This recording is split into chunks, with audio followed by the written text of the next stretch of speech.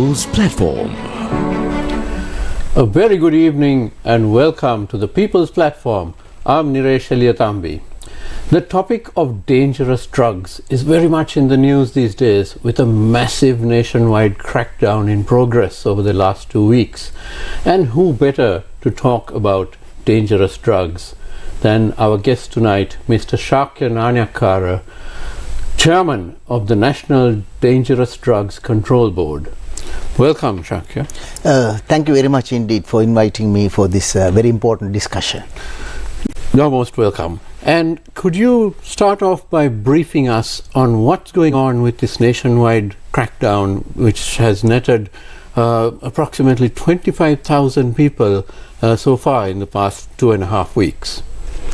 Yes, this drug problem, that we have to solve this problem in two ways. One is the supply reduction and the other one is the demand reduction. So both are equally important. In supply reduction, that we have to prevent the substance coming to Sri Lanka as well as the distribution where it goes to the grassroots levels. That is the supply reduction part. And the demand reduction, of course, the people, their urge for these substances and other things that has to be addressed in prevention, treatment and rehabilitation. Now, this arrest and other things were done even past couple of years, and there was a gradual progression, and in 2023 we had the highest arrests as well as detections. If you look at the records, where we are keeping the records in our National Dangerous Drugs Control Board. So now anyway, we have to see a quick solution for this as well, because this was accelerating the drug menace in the country. So now the data shows, the intelligence shows that there are about 5,000 people who are engaged in this drug dealing, especially at the grassroots level and the national level. 5,000 okay. Drug dealers. So their whereabouts and the intelligence have gathered where they are and what they are doing, everything. But now the orders have been given to the police stations to arrest these people and bring to the books and take the necessary steps. So when doing these investigations and the operations, at the same time we find the drug users and who possess some small amounts, all that. So that 25,000 comes with that. And I think now about 50% of the target people also got arrested and they are detained now. I see. And so that's 50% of the approximately 5,000 people who are actually dealing drugs. Yes. But the others of the 25,000 who've been arrested are basically small-time users perhaps. So what happens to them? Of course, their main task is to be rehabilitated. So now we need this rehabilitation process going on. Then of course, everyone need not to go for a treatment center. So now the accepted method is the community-based treatment, where they are kept in their own community and with the support of the medical and multitasking force to support them to get over this problem. So now our task, the National Dangerous Drugs Control Board was given the task of rehabilitating this kind of people, about 30,000 of such people within 3 months of time. Anyhow, if you look at the data in Sri Lanka, we have about 100,000 heroin users, then about 300,000 to 400,000 cannabis users, and then methamphetamine, of course, the ice issue, we have about approximately 50,000. We don't know the exact figure, but now we are very scientifically measuring it. My gut feeling is that about 50,000. Then these pills and other things, the misuse of the medical drugs. So I think about 25,000 to 30,000 people use that as well. So altogether there are about 500,000 people. But automatically many people they quit the substance use. Every year, about 40,000 people, they just quit without any counseling or whatever. Is it mainly the young people who get into it? And also, how long does it last? You said that 40,000 will get out of it. Yes, that is right. That is the very positive part of it. Earlier, the drug users, when they started, until their death, they continue this drug use. But if you look at the current trends, we can see that they are in the use only for about 1 year or 2 years. We don't see this kind of long-lasting addiction nowadays. So there are experimental users all the time. They just in their school time, sometimes they experiment cannabis and other substance, but we can't categorize them as addicts. They are just experiment users, and especially at the school level, we can't say. Even today, we had some meetings with the child ministry, child affairs, and we said that we can't say that there are drug addicts in the school level or the youths, because we can't brand them as drug addicts. They are some experiment users. Maybe they, due to some reason, they start their use. But with the right counseling and with the right intervention, they definitely stop. So they don't keep their use, dragging for many years. Now, Shakya, you mentioned community-based rehabilitation efforts, and that would account for most of these recreational addicts. Yes, that's right. What about centers such as Kandakadu in the Polonnaruwa district, which are more established, larger centers? Yeah, there are certain people directed from the criminal justice system. They are possessing some amount of substances. Now, for example, any amount, they are making a wrong with keeping the substances. But if you look at now, the death penalty has increased from 2 grams to 5 grams on one side. With the recent amendment, of course, we included the methamphetamine, the ice. Earlier, we couldn't arrest people when they possess methamphetamine, but it could be done only after this amendment brought in 2022. I see. December. So then only we could arrest people with the possession of the methamphetamine or ice. So now we see quite a lot of arrests with that, and at the same time this methamphetamine use is also have come down. So when they have such kind of with the criminal offense, they are directed to Kandakadu. So they have an option. They can say, yes, I am willing to go for a rehabilitation. Then the Kandaka, there are 3 centers run by this rehabilitation bureau.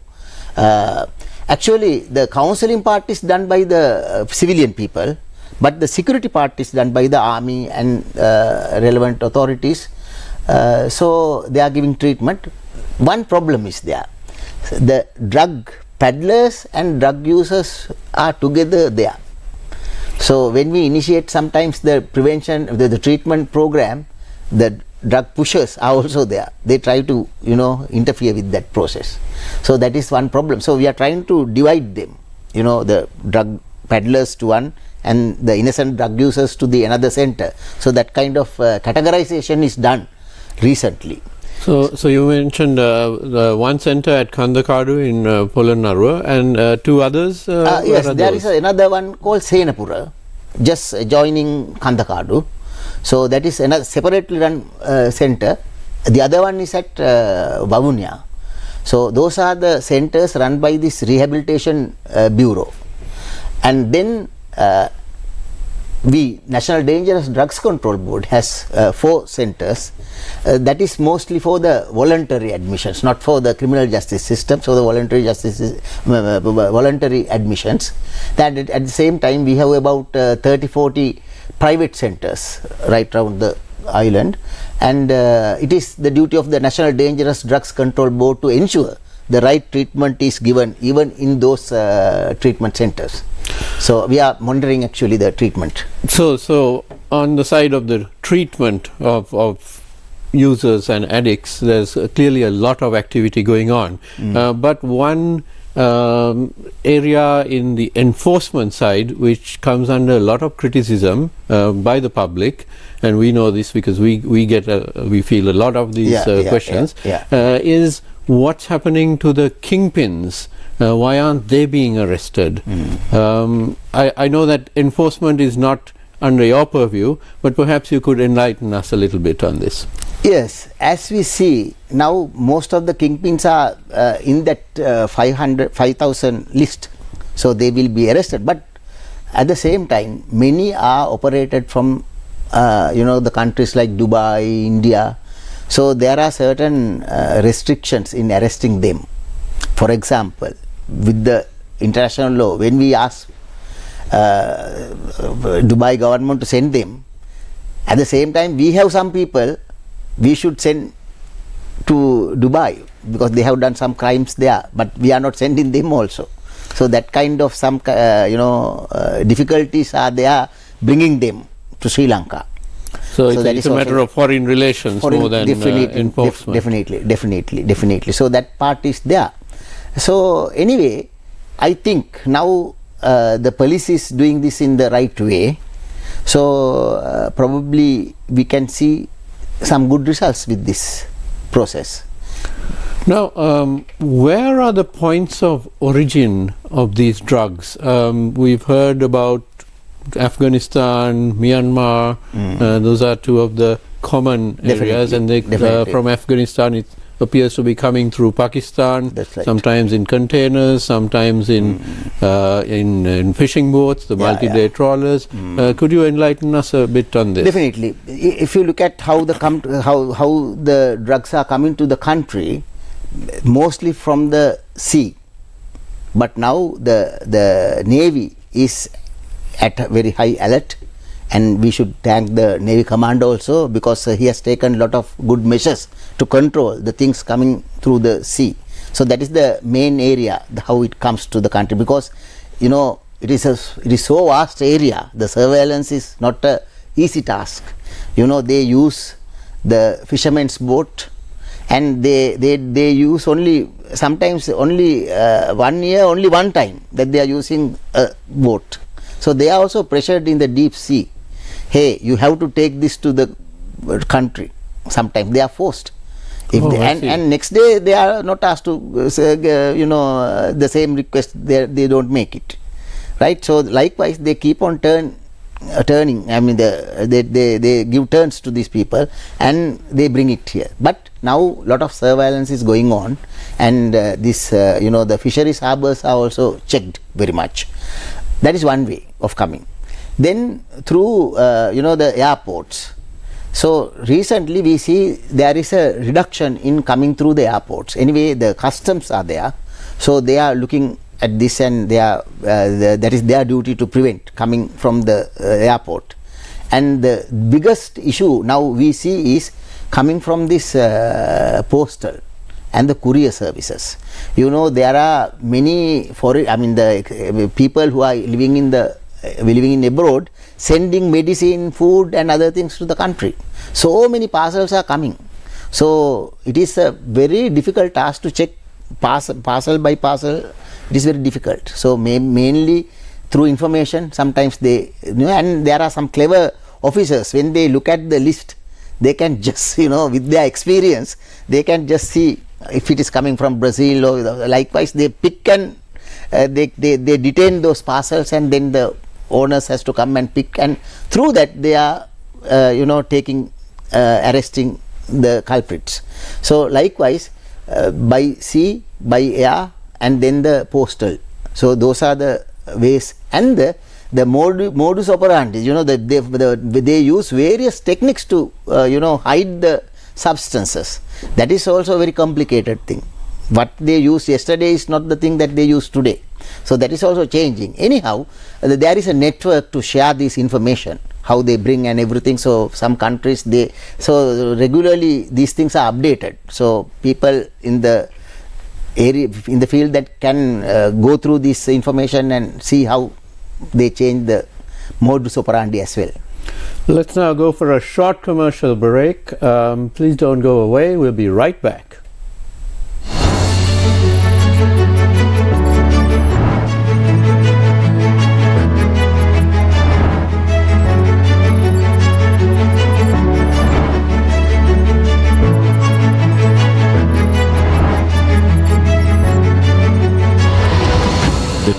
People's Platform.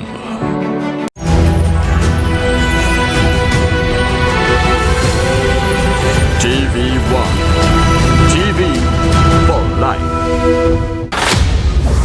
Sri Lanka to deploy Navy ship to Red Sea, joining coalition against Houthis, says President.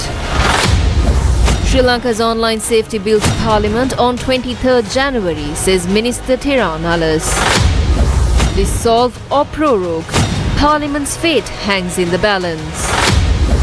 Supply of electricity and petroleum, ports and airport services declared essential. Electricity workers defy orders and circulars and protest in Colombo.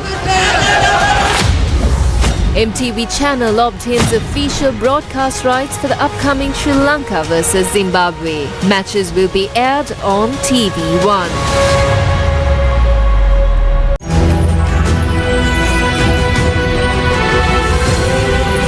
TV1. TV for life. If the people of this country still opt to vote for the Rajapaksas and the SLPP, then we have very, very little hope. Sri Lanka has a unique position of being the absolute last in the world in terms of revenue to GDP.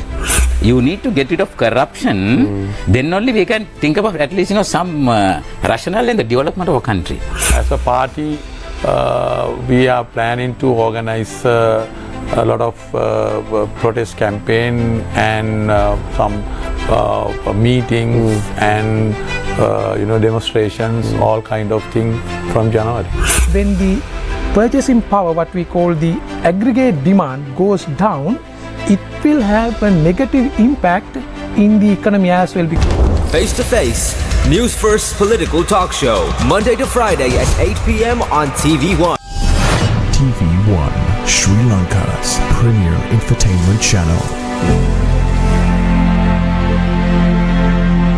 In support of Sri Lanka's unique tradition of art and design, presents The Genius of the Place, the story of Jeffrey Baba, a film by Abdel Aziz.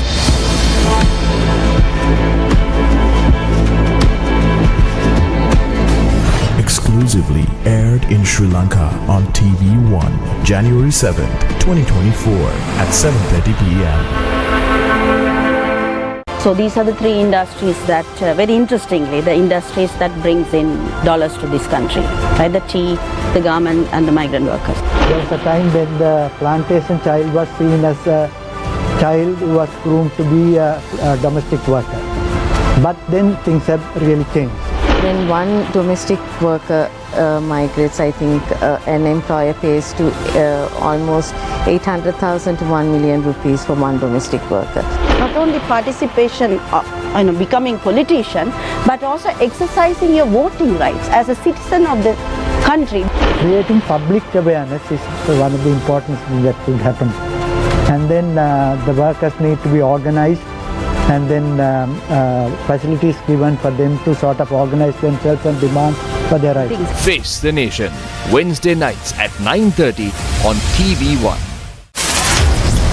Nava Vasarak, Nava Nayakatwayak, Nava Jayagrahi Gamanak. Sri Lanka Zimbabwe, Ekdina Saha T20 cricket Tarakavaliya.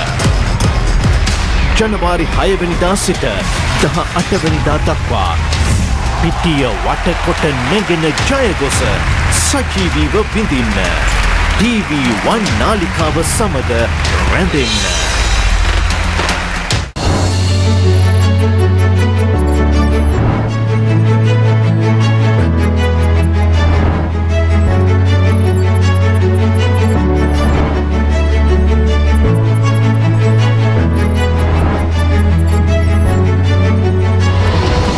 The People's Platform. Welcome back. Our topic today is dangerous drugs, and our guest is Shakya Nanayakkara, Chairman of the National Dangerous Drugs Control Board. Now, Shakya, tell us a little bit about Sri Lanka being a transit hub for drugs which are presumably going to Europe.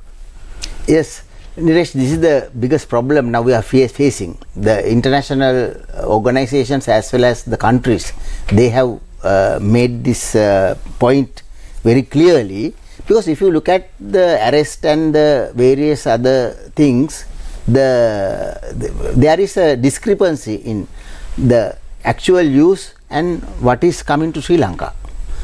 So definitely Sri Lanka is a transit point. So that any container or whatever going from Pakistan, Afghanistan or Myanmar to the Europe, they are being under very heavy surveillance, and they give extra protection to those things.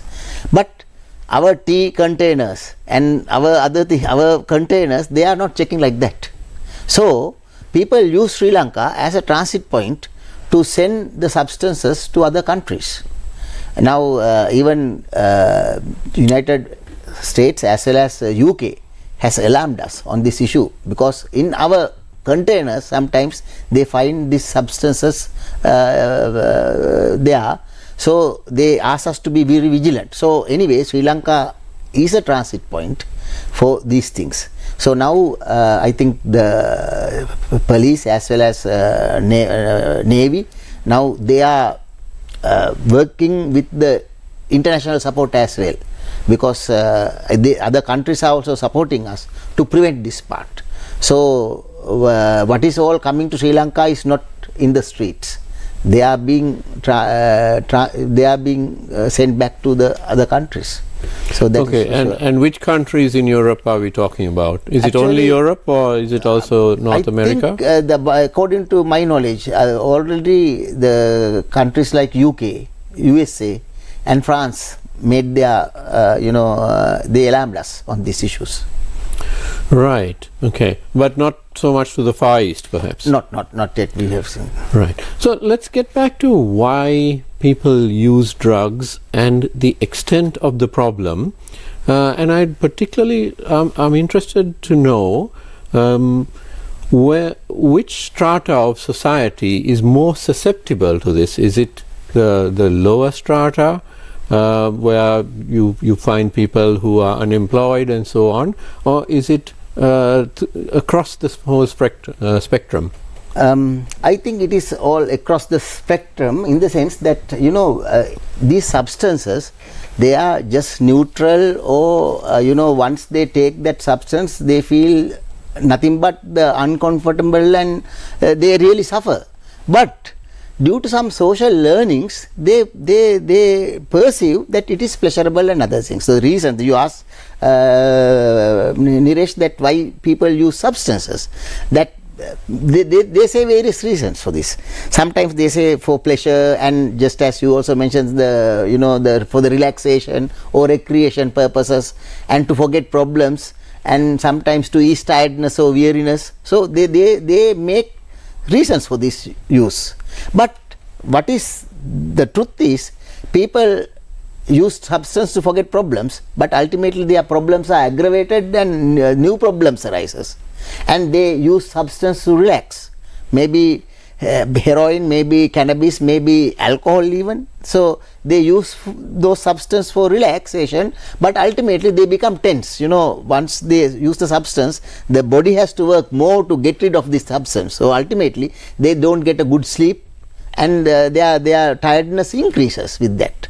And people use the substance for pleasure and happiness, but all what they feel is uncomfortable. Now even in our treatment centers, now we ask sometimes people, why do you use heroin? They say for pleasure. Then normally we ask, our counselors ask, to which body part you felt that pleasure? Then they can't say. Then we ask one by one. Head, oh, it was rotating like, we were more drowsy, we felt drowsy. Then we ask the body, lack of coordination, and then the stomach, vomitish feeling. So once you ask one by one, they report it is nothing but unpleasant, and it is suffering. But the symbolic value of that substance, many people become happy and elated at the mere sight of the substance. They don't want to imbibe it and wait it and absorb it to the system. Now for example, this the sick, so-called sick, or the withdrawal discomfort. A drug user who has this withdrawal discomfort early morning now goes to buy substances, and they pay and buy it and put it into their pocket, and they come back to their hiding place. On their way back, that withdrawal discomfort all disappear, but still the substances are there in their pocket. They haven't used it. So it's psychological. It is absolutely psychological. The 90% it is psychological. There is a physical effect as well, but what we say is that physical effect is nothing but unpleasant and rather dull. So the reason is, from the childhood they have seen people glamorizing these substances that start with the tobacco, then the alcohol, then gradually it comes to cannabis, and then it attribute to heroin and anything that they attribute this. Yes. How do you carry out your awareness creation in society, especially the schools? Of course, in schools normally we don't talk about the heroin or cannabis, but we talk about what they see normally, the alcohol and tobacco. That is the gateway drug, we say. So the main message is that whatever the substance that they use or anyone use is unpleasant, even at the optimum level. That there is no pleasure in substance use, and you don't get what you expect.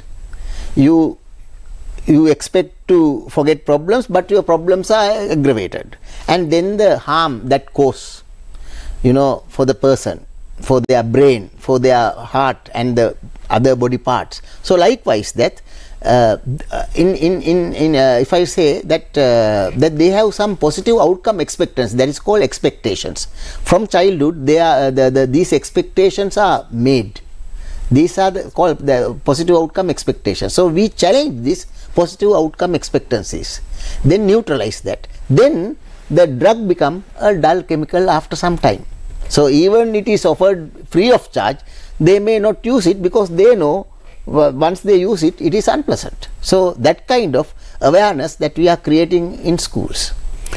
Now, Shakya, when an addict or his or her family wants to reach out and get some help, is there a hotline? Is there some kind of number that they can call? Where can they go to? Yes, of course. Now we have our officers at the divisional secretariat offices.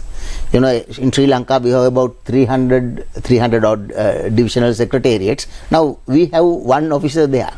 So my appeal is that just go to the divisional secretariat and contact that National Dangerous Drugs Control Board officer. So he is empowered or she is empowered to give you the support, whether prevention or treatment. So that is one way. Secondly, we have our 4 treatment centers where you can go. One is in Nuwara Kandy, Handessa, then the Kalambu we have one, the Nitambu one. So likewise, so they can go to our treatment center. At the same time, we have our outreach officers who are working in the areas. So you can contact one of those outreach officers. The best thing is to go to the divisional secretariat and inquire about the National Dangerous Drugs Control Board officer. So he or she will be help you to get out of your problem. Sound advice indeed. And I'm afraid that's all the time we have tonight. Our thanks to our guest Shakya Nanayakkara, Chairman of the National Dangerous Drugs Control Board, for all these excellent insights. Do stay tuned for the primetime news which is coming up next. Thank you for watching. Have a good evening.